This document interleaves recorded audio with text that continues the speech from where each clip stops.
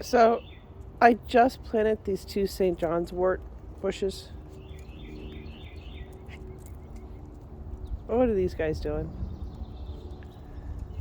Are they just chewing on dead sticks?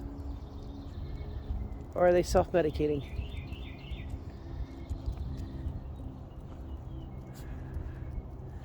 Or maybe it's the mud they want to play in. I think it's the mud they want to play in. Because after all, they're white dogs.